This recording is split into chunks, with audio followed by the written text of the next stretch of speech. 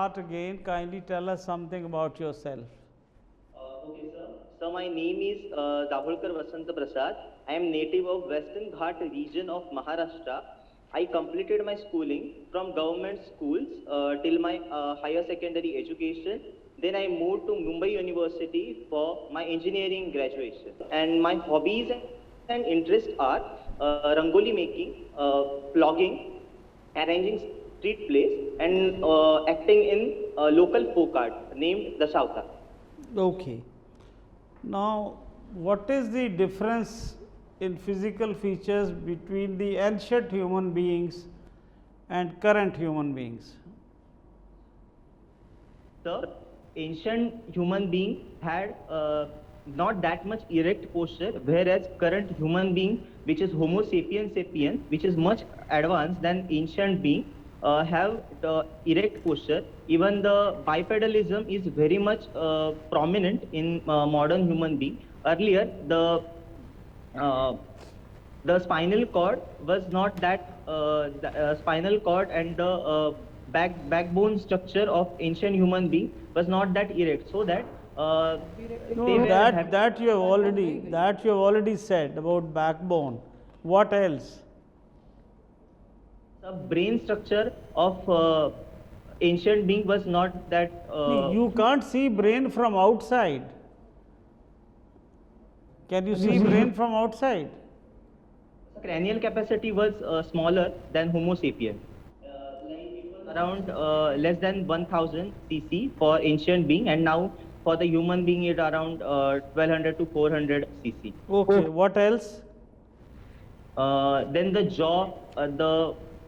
jaw movement, also the prognathism was found in the Homo erectus and earlier human being like Australopithecus, but prognathism is very much less in case of modern human being. No, what is the problem with jaw?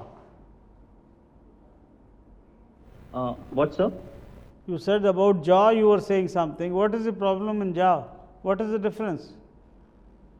Prognathism can be prominently found in ancient human being. It's not there. Okay,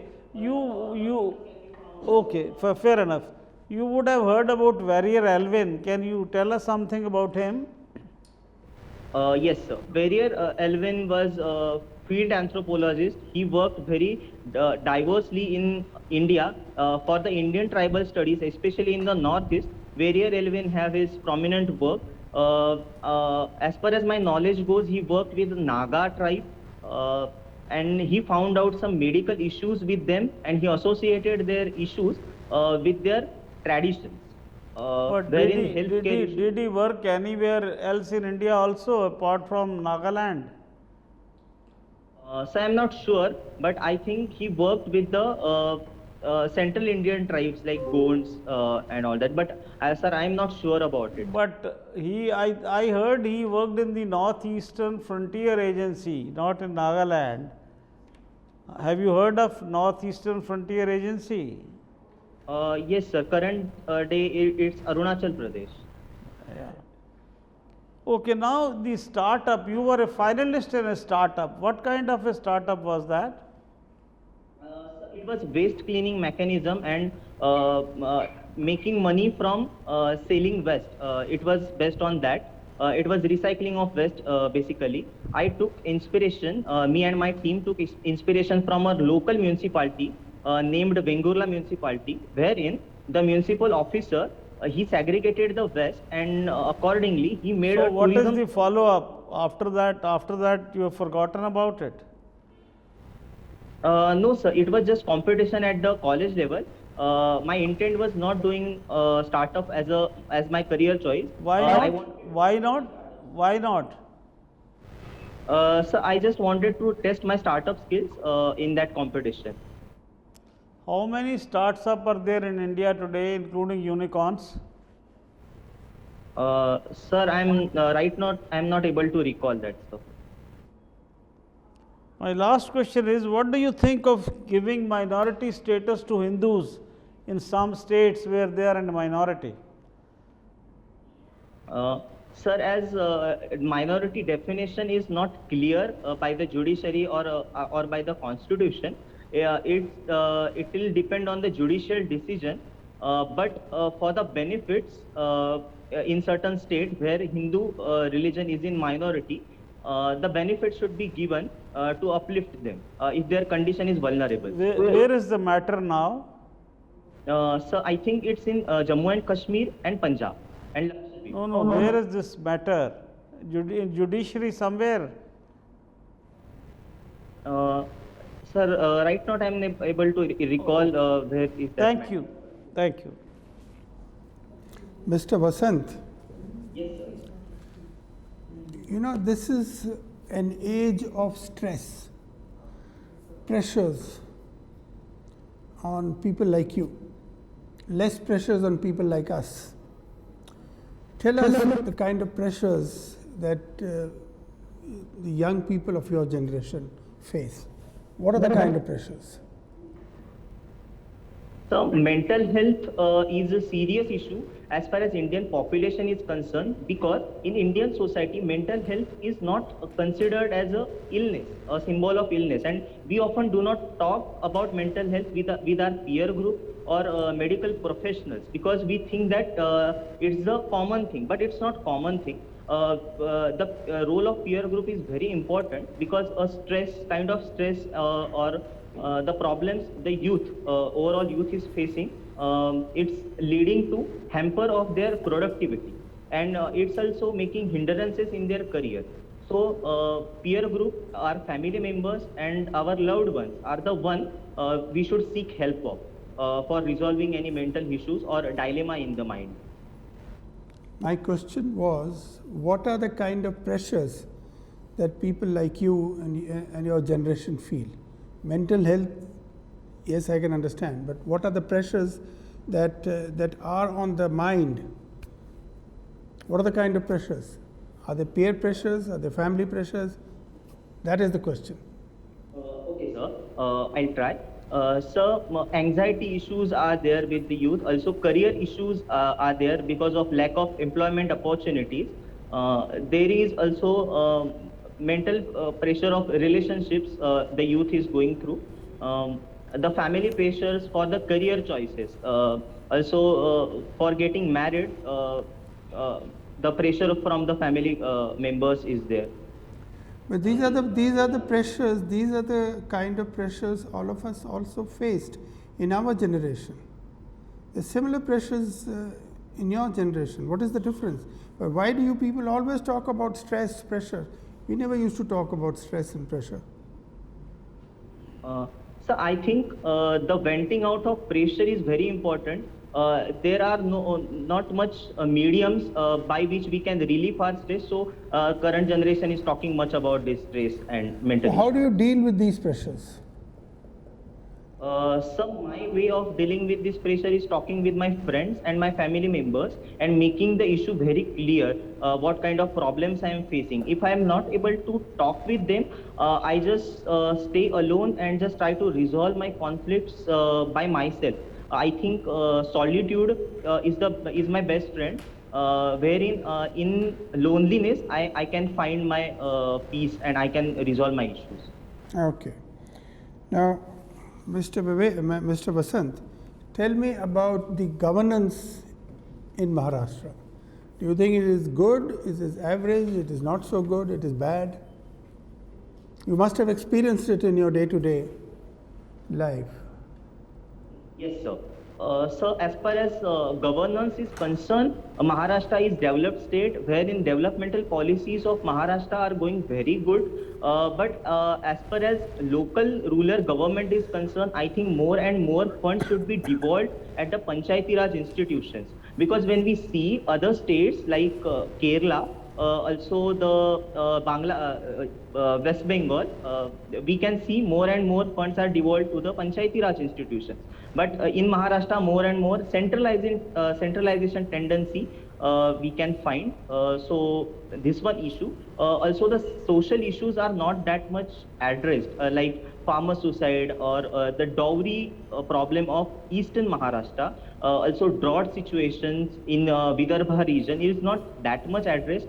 it has become perennial issue. So governance should address that thing. And third thing I believe is third thing I face is nexus between executive, that is bureaucracy, and politician. The neutrality of executive should be respected. So these are the governance issue I find in Maharashtra. What about rule of law? Is there rule of law prevalent in Maharashtra? Or does everybody obey the law? Yes, sir. Rule of law.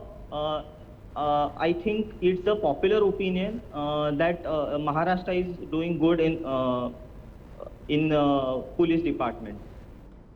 Police department. What about traffic? What about traffic in Maharashtra? Is it organized? Do they follow the law or do they not? So nowadays modern technology is helping traffic department for enforcing the law, like CCTV cameras are there. So the traffic situation is much better, but as haphazard growth of urban areas in Maharashtra is there, traffic situation is not that good. People taking hours and hours for commuting. So, in conclusion, would you say governance in Maharashtra is all right? Sir, it's good, but there is more need for improvisation. Thank you. Mr. Vasant Prasad, Yes, sir. why do you want to join the Indian Foreign Service? Sir, during my preparation, I met with local Tehsildar. And while communicating with him, I found out that he was non-native of our Tehsil, but he was well versed about all the problems of our Tehsil. So while interacting with him, I found from the chair of that Tehsildar, he have that bird's eye view about all of our Tehsil. Similar situation goes with collector or Indian police officer, wherein from his chair he can see entire district or entire state for his work. So for the career choice given, for me all the services are the same, but Indian Foreign Service gives me the opportunity to look and to represent entire India at a global level, sir. So I want to harness my temperament for nation building and for representation of our Indian nation on the global level. Now, what are the main challenges before Indian foreign policy makers? Okay, sir. So I think the powerful countries which are creating hindrances in making clear-cut foreign policies of India, like India has to take sides according to our national interests and not on the based on our principles, like recent Ukraine and Russia war or Israel-Palestine issue. So I think foreign policy of India is dynamic.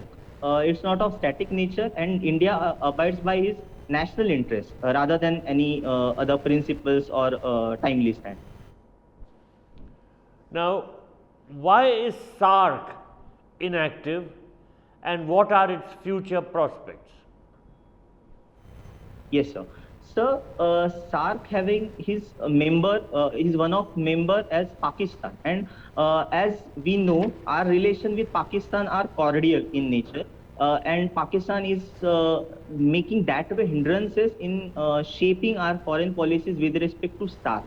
So as far as future is concerned, I think BIMSTEC is one organization India standing more by, and India is harnessing BIMSTEC platform for uniting South Asian region, and our relation with BIMSTEC countries is going very well, and it is also serving our neighborhood first policy.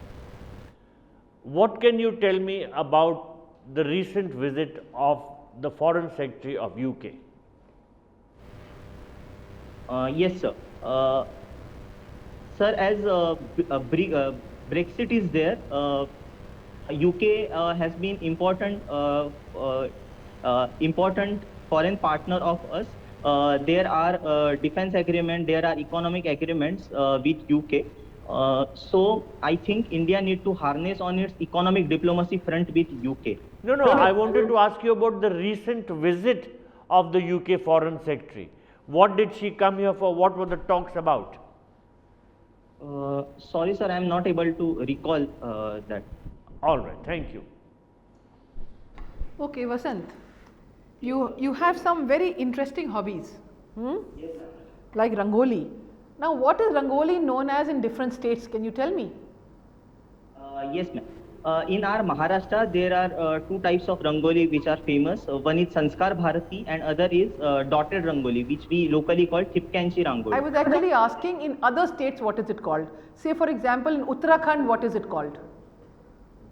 Ma'am, in Uttarakhand I am not able to recall, but in Kerala, Kollam Rangoli is very famous. Kerala what is it called? Kollam. Correct. And what about any other state you can recall? Bengal what is it called?